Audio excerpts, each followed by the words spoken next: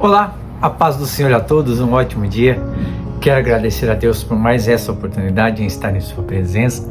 Hoje, dia 15 de dezembro de 2025, e Deus tem uma palavra para a sua vida. Estamos abordando aí um assunto muito importante, atual, começamos no último vídeo, e nós vamos dar prosseguimento a esse tema muito importante para nós, que é heresias e modismos, Heresias estão praticadas nos púlpitos, e o modismo é que está infiltrando nas igrejas, nas denominações. Amém? Então, nós vamos aí combatendo os erros doutrinários, ok? A Bíblia tem muitos ensinos para nós, e sobre esse tema, ela também fala e trata. Hoje nós vamos falar de um tema bem importante, aonde vai se assemelhar também.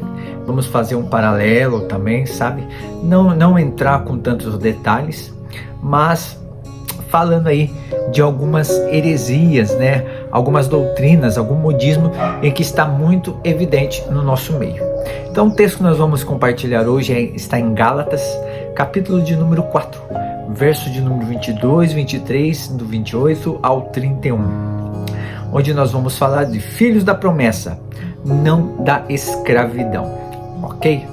E um modismo, uma religião, um ensino, uma heresia, um ensino de homens, em que está muito evidente, e que entra nisso aqui, é a religião do islamismo, que também aí ela tem a sua raiz, e aí a gente também, através desse texto, filhos da promessa, mas não da escravidão, também entra num paralelo a essa religião.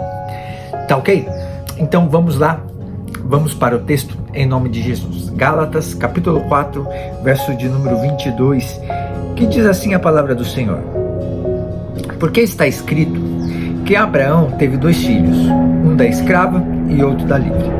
Todavia, o que era da escrava nasceu segundo a carne, mas o que era da livre por promessa. Verso 28. Mas nós, irmãos, somos filhos da promessa como Isaque. Mas como então aquele que era gerado segundo a carne perseguia o que era segundo o Espírito? Assim também é agora. Mas que diz a Escritura? Lança fora a escrava e seu filho, porque de modo algum o filho da escrava herdará com o filho da livre. De maneira que, irmãos, somos filhos não da escrava, mas da livre. Ok? Já no início desse texto, a gente já vai falar que o filho de Agar, o Ismael, é aí uma das raízes, uma das vertentes do islamismo. Tá ok? Onde eles, lá no seu território, uma religião que está crescendo muito, está persegue os cristãos, persegue os judeus, e por causa desse conflito, mas a palavra de Deus fala e refuta o islamismo. O islamismo não tem nada a ver com o cristianismo, ok? Então vamos para o texto, vamos falar sobre filhos da promessa e não da escravidão. No verso 22 ao 23, 2 filhos, 2 origens. Ismael, filha de Agar, segundo a carne, esforço humano. Não foi a promessa que Deus fez para Abraão, mas foi segundo a carne, esforço humano. Está demorando muito para ver o filho da promessa. Vamos dar uma ajudinha para Deus? E deu no que deu. Aí vem Isaque, filho de Sara, mediante a promessa, ação sobrenatural de Deus. Esse é o filho da promessa. Esse é o filho prometido por Deus a Abraão. Então, a vida cristã não se sustenta no esforço humano ou em méritos, mas na fé, na promessa de Deus. Confiar na carne gera escravidão. Confiar na promessa gera liberdade.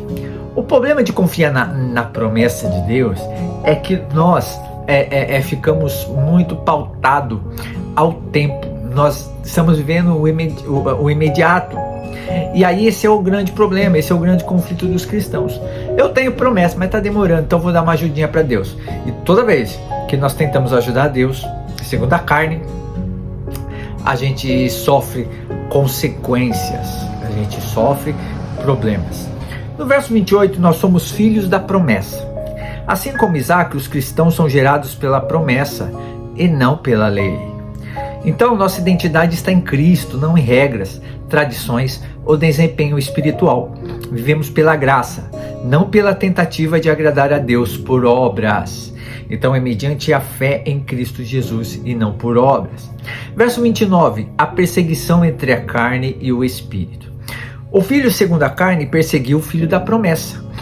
A oposição ao evangelho da graça sempre existiu e sempre vai existir. Hoje nós não estamos vivendo esse conflito de islamismo contra nós, ou alguma perseguição tão ríspida contra os cristãos. Mas aonde é a nossa luta? É a carne e o espírito. Então nós vivemos uma constante luta.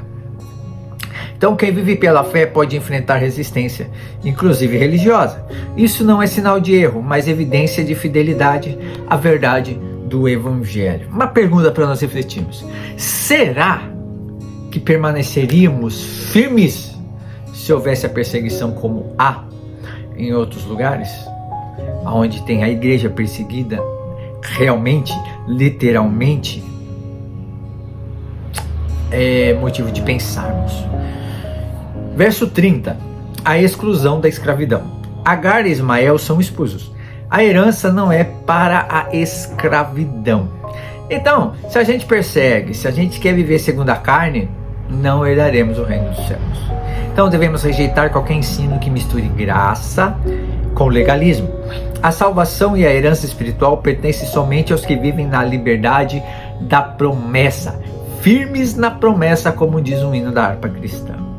Verso 31, chamados para a liberdade. Nós somos filhos não somos filhos da escrava, mas da livre. Então viva como alguém livre em Cristo, sem culpa opressora, sem medo de condenação, andando em obediência motivada pelo amor e pela graça de Deus. Porque nenhuma condenação há para aqueles que estão em Cristo Jesus.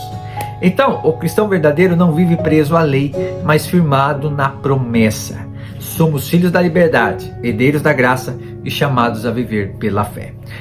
Nós não estamos vivendo, a gente não fica, a gente não está na lei, a gente não... Mas a partir do momento que a gente segue doutrinas de homens, sabe? Aquele fardo de homens, nós estamos aí vivendo conforme, segundo a lei, querendo agradar, fazer as coisas externas, mas o nosso coração está longe de Deus. Isso é um grande perigo hoje nos nossos dias. Há muitas pessoas que dizem, é assim que tem que se mexer, é assim que tem que se comportar, é assim que dá. É claro que nós vivemos pela liberdade e não para a libertinagem. Então tem coisas que não podemos mesmo, mas só que exageros. Não devemos colocar fardo onde Jesus disse, lança sobre mim o teu jugo, porque o meu é leve. Amém? Vamos orar? Pai, em nome de Jesus eu te louvo e te agradeço, Pai. Senhor, muito obrigado por vivermos, Senhor, meu Pai, segundo a tua promessa.